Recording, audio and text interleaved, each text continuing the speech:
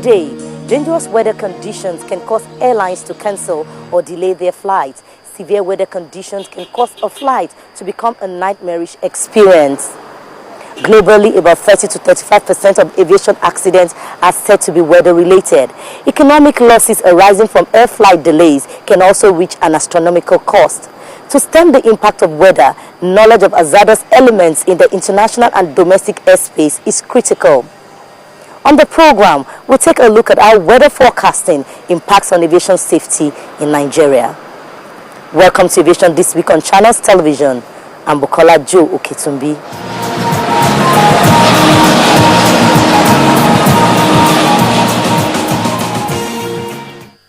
On the local scene, the Nigerian Civil Aviation Authority has said it is not responsible for the last 2 air crashes in Nigeria, as published in some sections of the media early this year. The NCA believes this is not only a misleading report meant to cast aspersion on the hard-earned reputation of the regulatory agency.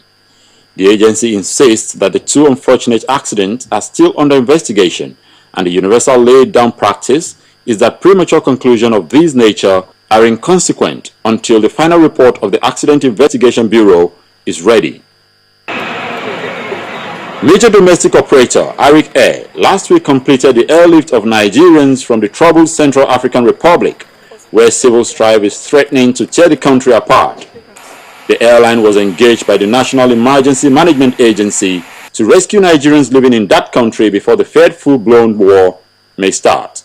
It airlifted over 2,000 passengers with 2 of its Boeing 737-800 from the Central African Republic's capital, Bangui, to Abuja. This is not the first time the airline is doing this. In 2010, Arik airlifted the Nigerian Super Eagles to South Africa for the World Cup, and early last year, it was Arik that also airlifted the Victoria Super Eagles, who won the Nations Cup. And recently also, the airline took the Nigerian Army contingent to Mali.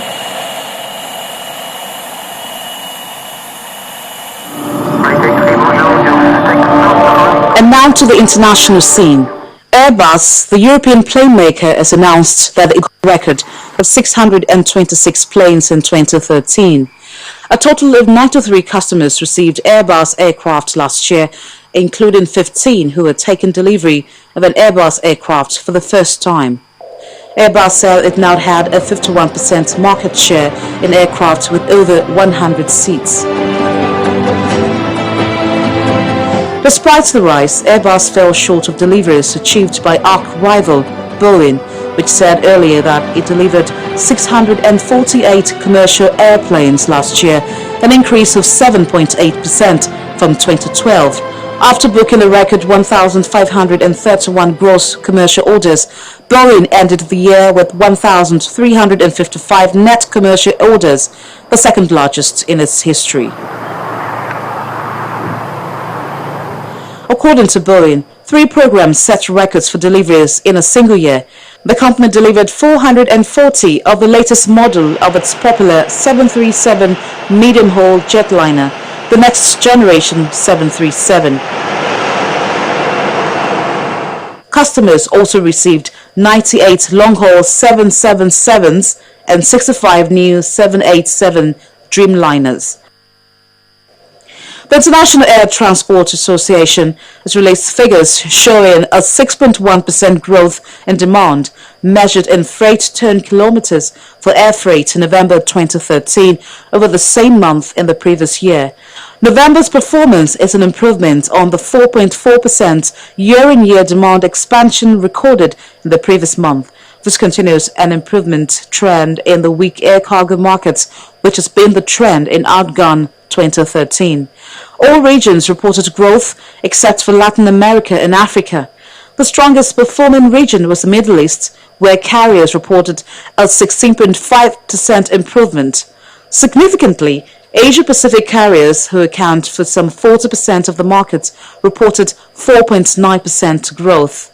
Healthy demand coupled with a slow expansion in capacity helped to improve the average load factor to 49.2%, which is 0.7 percentage points above November 2012. The Asia-Pacific region is largely being driven by improving economic prospects in China, along with an overall boost on Asian trade routes. Finally, in India, Jet Airways India said its chief executive officer, Gary Kenneth Tomey, has resigned. This comes 6 months after the official took the top job of the country's biggest publicly traded carrier. No reason was given for the resignation. Chief Financial Officer Ravi Shankar Gopalakrishna will be the acting CEO until the company appoints a new head. Tomey, an Australian national, is the second CEO to quit the company since June. Mumbai-based Jet Airways, which sold a stake to Etihad Airways (PJSC) last year, faces rising competition as local ventures of AirAsia BHD and Singapore Airlines Limited are aiming to start flights this year.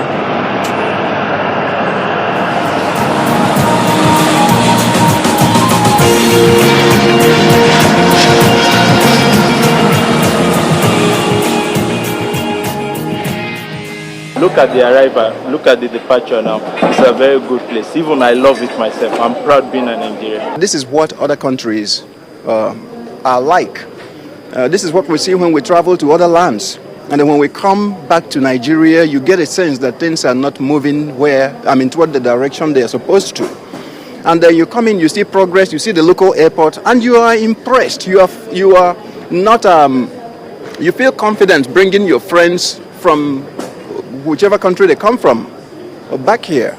You see, there's something it does to your national pride when you see good things, Years from now, I probably expect to see the roads outside paved, if that's something that goes along with the airport, and maybe more places to sit as you're waiting for your check-in, and just more organization at the counters, if that's something that shares again.